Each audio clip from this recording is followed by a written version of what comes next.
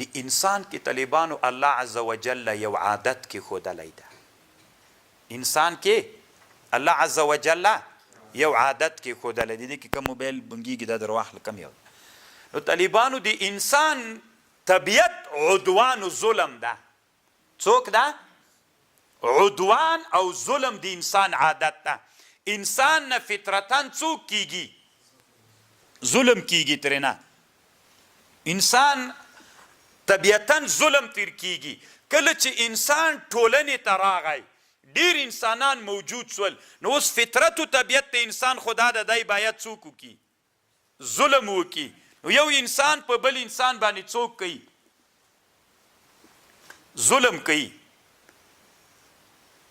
کله چې ټولنه جوړه سوه طالبانو کله چې ټولنه جوړه سوله نو دې ټولنې ته انسانان راجمع سول د انسان په طبیعت کې عدوان او ظلم د یو په بل باندې څوک کوي ظلم کوي نه کوي ته دا حکومت طالبانو داسې وکړه یوه ورځ دپاره د حکومت چپه که په دې کابل کې څو میلیونه انسانان دي یوه جمعه دپاره داسې وکړه چې حکومت نسته په کابل کې فرض یې که چې فرض دې که چې یوه جمعه په کابل کې حکومت نشته ده او ټولنه هم که غټه ټولنه جوړه سوې ده دلته د انسانان یو په بل باندې څوک کوي عدوان د کابل نه به چی جوړ شي چې دا پوستې د استخبارات د حکومت ټول ویده سي چی به جوړ سي د کابل نه څومره ډېر قتلونه به وسي څومره ډېرې غلاوې به وسي څومره ډېرې جنکیانې به خلک وتښتوي څومره ډېر خلک به خلک ووژني څوک به جوړ سي لکه د انسان په طبیعت کې څوک ده عدوان ده ظلم د یو په بل باندې ظلم کوي نو ګوره د انسان د طبیعت د انسان خدا و چې ژوند د انسان باید څوک وي ټولنیز ژوند وي اجتماعي ژوند وي نو به اجتماع کیږي نه اجتماع جوړه سوله نو خو چې اجتماع جوړه سوله دلته په اجتماع کې یو په بل باندې ظلم کوي غله راوځي رهزن راوځي قاتلان راوځي فاحشان راوځي غله فاسقان قسمه قسم جرمونه والا په ټولنه کې را پیدا سي نو چې هغه را پیدا سي یو په بل باندې ظلم کوي نو چې کله په یو په بل باندې ظلم وکړي نو دا ټولنه داسې مضطربه غوندې سي هېڅ هغه د ټولنې ژوند ښه ژوند نسي نو الله عز وجل چې دا انسانان اجتماعي ژوند کوي اجتماعي ژوند کې ضرور یو په بل باندې ظلم کیږي نو چاته ضرورت پیدا سي حکومت ته ضرورت پیدا سي چې دا انسانان یو له بل نه وساتي چې څوک ونه کي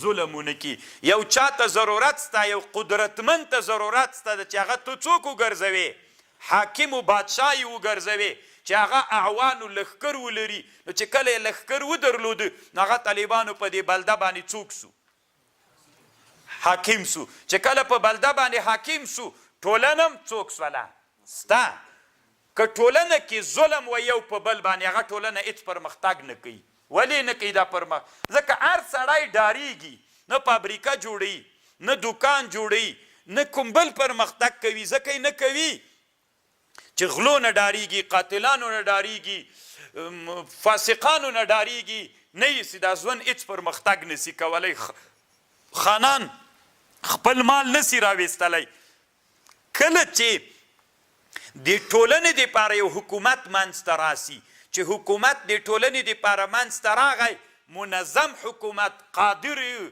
او واکمن حکومت منځته راغی نو څوک منځته راغلل هغه عدوان و ظلم یو د بل څوک سو غل بیا د خان نه پیسې نسي تښتولی مختطف و اختطافګر بیا د خان و د تجار زوی نسي تښتولی یو ځوان که علم ته روان د څوک لار نسي ورته نیولی یو انجلۍ که ډاکټري و طب زده کوي څوک یې مخه نسي نیولی ځکه یې نسي نیولی مخکې خو د ډاره نه سوله کوره وتلی نو دا ژوند طالبانو د چې همداسې حکومت پې باندې سو نو انسانان ټول هغه چې زړه یې څه غواړي د حکومت د اصولو مطابق په هغه ژوند کې زه هر څوک وکړي پرمختګ وکړي نو حکومت څوک سو نعمت سو که نه سو نعمت ځکه انسان خو طبعا تقاضا دي چا کوله ټولنیز ژوند کې خو یو په بل ظلم کوي خلک نو چاته ضرورت ده حکومت ته ضرورت ده له دې ظلم نه دا ملت چا وساته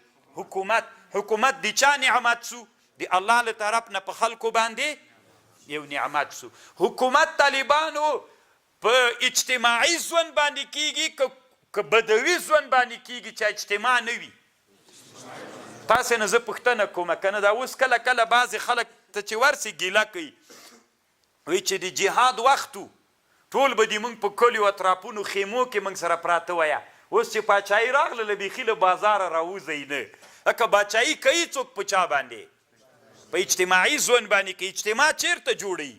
نو په کلي کې زه فکر نه کوم کله کله حکومت ورسي، کوچانو کېږدی ته خو بیخي حکومت نه ورځي که نه.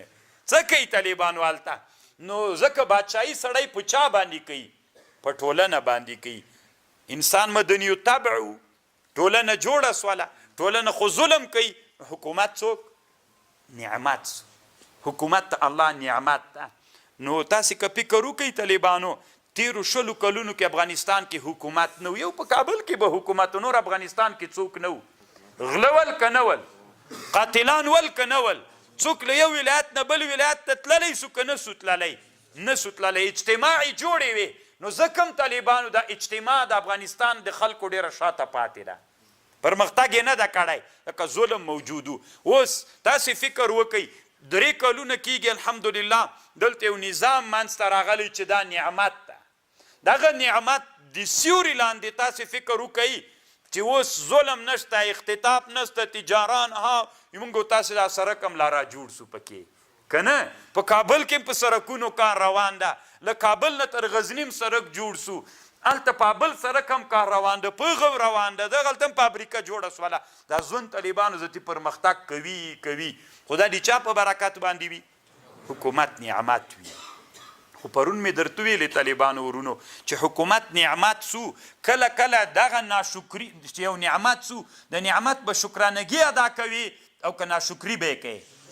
که ناشکري دې وکړه الله هغه نعمت درنه اخلي، که شکرانګي دې ادا کړه. دلته طالبانو مونږ په مقدمه د ابن خلدون کې دا خبرې کوو، کله کله طالبانو دا حکومت دې ته باعث سي چې خلک څوک کي ناشکرۍ ته وهڅوي. لکه پرون مو وویلې کله کله داسې کیږي دا حکومت راجیګ سي. د حکومت لوی مقصد څه ده؟ آبادۍ، عمارت به کوي.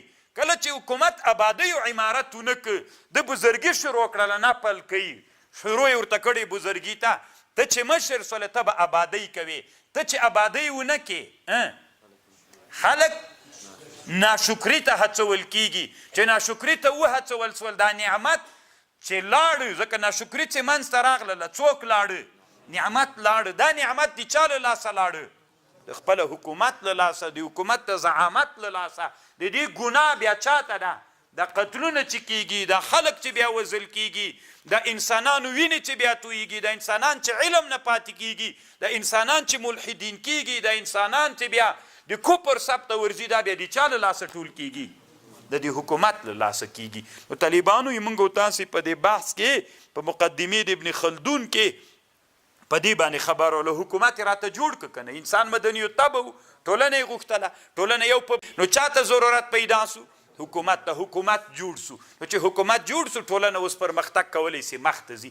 ځکه هم د کفري دنیا موږ افغانان چاته نه پرېږدي، حکومت ته مو نه پرېږدي چې موږ حکومت وکړو.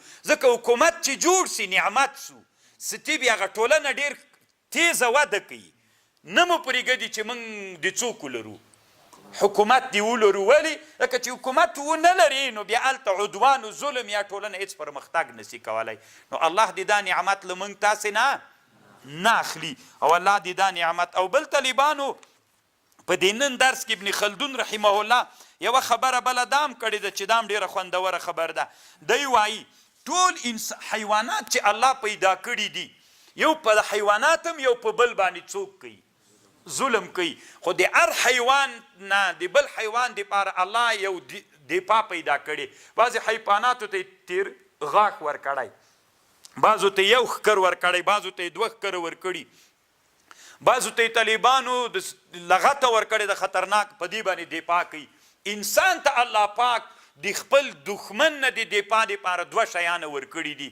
یو یې لاس ورکړی ده، یو انسان ته الله فکر ورکړی ده. فکر انسان چې د دښمن سره مقابله کوي، لکه ټولنې ته چې راغې نو یوه ټولنه بیا په بله ټولنه باندې ظلم کوي نو د هغې ټولنې نه به چې دا ټولنه ساتې نو په څه شي به یې ترنه ساتې فکر به کوي چې فکر دې وکړ نو فکر تا ته دلته یوه نقشه جوړه کړه چې داسې شی جوړ کړه نو هغه شی خو تنا فکر وکړه عملي کوې به عملي کول په چا باندې کیږي په لاس باندې کیږي نو ته به د هغې ظالمې ټولنې نه چې د امریکا ټولنه ده دغه ټولنه چې د افغانستان مسلمانه ټولنه ده چې د هغې له عدوان نه دا ساتي په چا به یې ساتي فکر نه به کار اخلي خو تا فکر خو خوسا سوی غوندې راته ښکاري ټوله ورځ په لفظي تحقیقاتو کې مصروف ده تا دا ذهن خو چې د په داسې شیانو کې مصروف ده چې د هغه عدوان او د ظلم نه دغه فکر ته بیخي کار نه ورکوي چې بیا لاس باندې شی زتي جوړ کړي ځکه په فکر کې چې کار جوړ سو که نه به لاس ته راباسي تی به لاس درته جوړوي را جوړوي دا شیان څوک جوړوي لاس یې جوړوي